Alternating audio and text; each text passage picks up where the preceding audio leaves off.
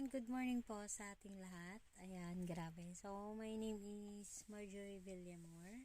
I'm Tubong, Cebu City. Grabe. So, I'm 34 years old. Isa akong single mom at may dalawa akong anak.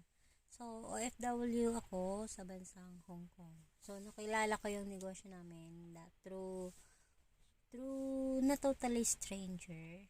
Ayan. Kasi kasamahan ko po siya sa bahay dati. Katrabaho ko po siya. So, ayan. Shout out sa aking mahal na sponsor, Ma'am Jovelyn Awing.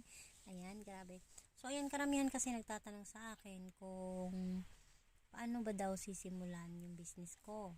Diba? Kasi karamihan nagtatanong sa akin kung paano sila magkakaroon ng airlines ticketing. Grabe.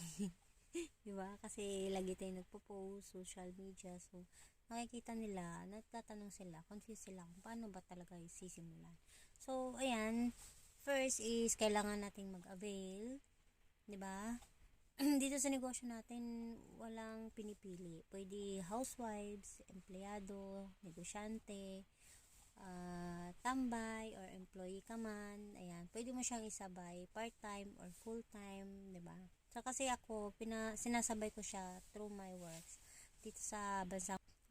Busy sa trabaho, so pag may nagpababok sa akin, binubok ko, di ba? So para-paraan lang. So ayan, dito kasi pag pag nagsisimula ka, magpa-franchise ka, mag-a-avail ka ng mga packages natin. So meron tayong two options. So pwede ka sa highest na packages at pwede ka rin sa yung mga hindi pa makakapag full time. Diba? So, kung gusto mo yung may pwesto, so, sa highest packages ka.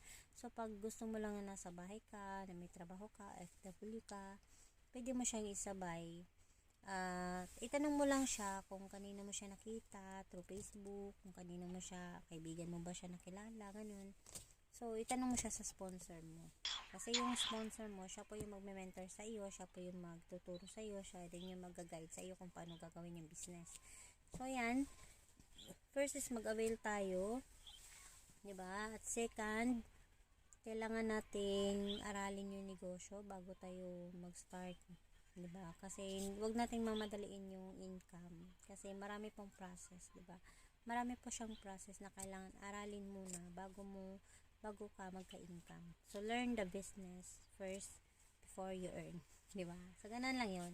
So next naman is ayan dito, pag sa bahay ka lang, 'di ba, may internet ka, tapos maglalagay ka lang ng tarpaulin dun sa labas ng bahay mo or may tindahan ka, pwede mo siyang i-add-ons doon sa iyong business.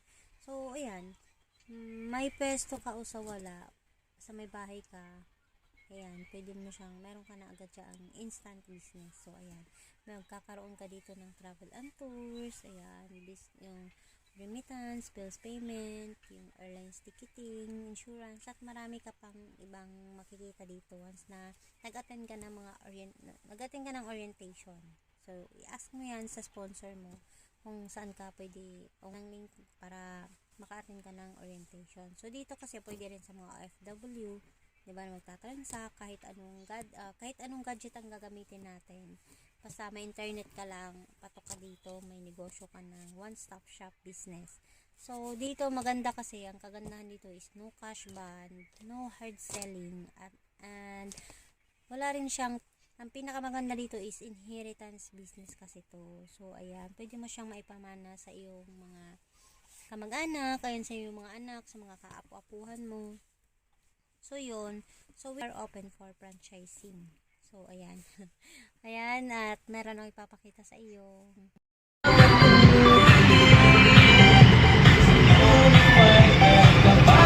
Hello guys, good morning. Nandito kami ngayon sa newly open outlet ng Rice Mart with Unified Payment Center. So, dun sa mga taong naghahanap ng kakaibang negosyo sa panahon ngayon, ito na ang pwede sa'yo. Halika. So, pag nag-open ka, magkakaroon ka niyan, di ba? Same time, ito, mag-business ka ng bigasan, di ba? So, bilang bigasan, meron ka pang one-stop shop services.